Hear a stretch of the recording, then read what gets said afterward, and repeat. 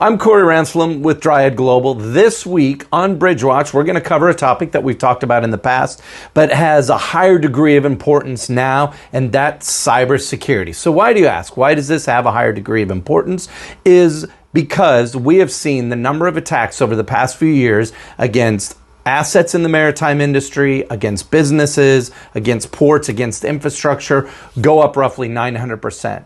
Attacks against vessels, against maritime infrastructure occurs on a daily basis. So we thought this would be a good time to kind of go through what some of those common attack vectors look like. And as we go in the future, we're going to talk about mitigation strategies. But if there's something that we can do to help you, your company, your vessels, don't hesitate to reach out to us.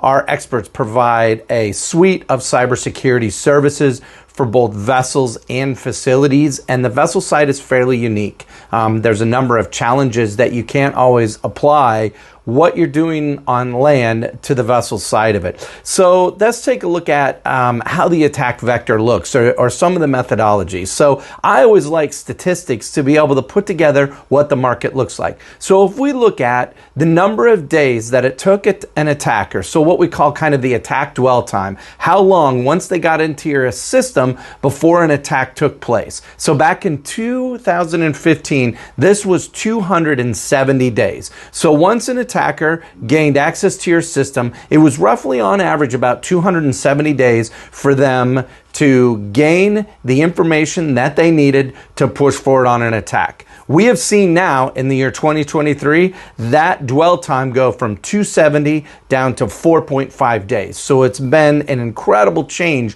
when you look at the dwell time of hackers in your systems. The other thing, which is an interesting statistic that hasn't changed, is the recovery time. On average, if your systems are compromised through a ransomware attack, through a malware, through any type of an attack, the average, now this isn't true for everybody, but the average time of recovery is roughly 277 days. That's from the moment of the attack until your systems are fully restored. That number from 2015 to today has really not changed at all. So we need to look at how we can better prepare ourselves here in the maritime industry. So we really see a couple of different types of primary attack methodologies. Number one is a ransomware attack. We've heard about that, where there's software that's launched into a system where a hacker can gain control of your data, your website, and basically shut your company down. They want Bitcoin payment. Once that's paid, they will supposedly give it back to you. 9 times out of 10, you'll never get your data back. You'll never be able to recover from your active unless you have a backup or storage somewhere, and there's all kinds of problems. Ransomware are some of the hardest attacks to recover from if you're not prepared. The second type of attack that we see fairly common in the maritime industry is what we call a man in the middle. That is when someone would intercept an email between your company and a potential client and redirect a payment from the client instead of to your bank account to their bank account. This is fairly common, and we've seen this with a number of businesses across the maritime industry. And when we talk maritime industry, we mean, generally speaking, the large yacht industry, the commercial cargo industry, and the cruise line industry. The third type of attack that we see is usually not a directed attack, but it's malware that gets into a company's system, usually by someone clicking on a bad link in an email or through a third-party provider. That's not as common right now as the ransomware and the man-in-the-middle attacks, but we are seeing that starting to increase. So if we look at this, there's been a lot of articles that have been written over the past few weeks where people talk about the potential to be able to take control of a boat and drive it into the rocks, put it aground, cause issues. And a lot of people ask me, is this possible to do? And the easy answer to that is yes, this is possible to be able to do this depending on how the vessel's navigation systems are configured and what type of online access there is to those systems. But the probability isn't as great. When you take a look at most common hackers and most common cyber attacks, the number one motivation is money. They want to get paid. So driving your boat onto the rocks and causing some type of issue doesn't get them readily paid.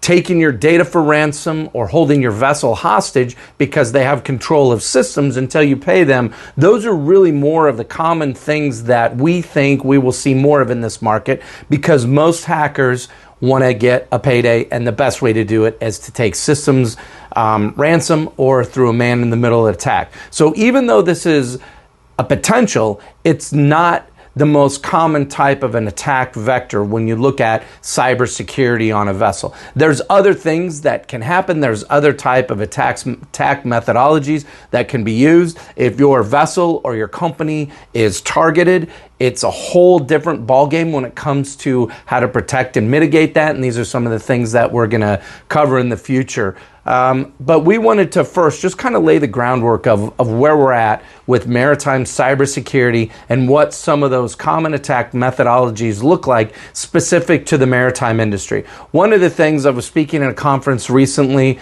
on this topic, and I was asked, where are we in the spectrum as far as the maritime industry goes, where we are looking at kind of the cyber attacks. And I look at this spectrum is from complete oblivion. So that means we just have our head in the sand, don't know, don't care, all the way up to active countermeasures.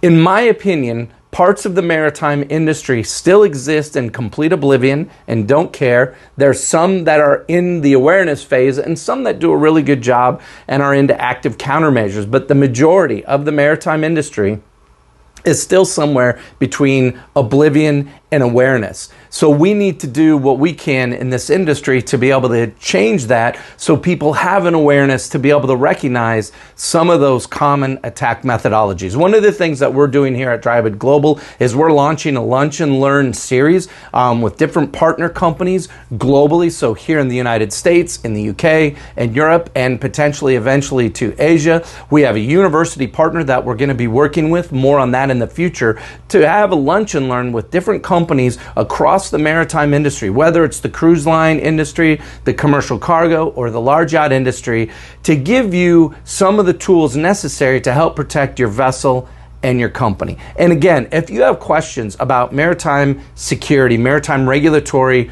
compliance, or risk intelligence, please don't hesitate to reach out to the experts here at Dryad Global.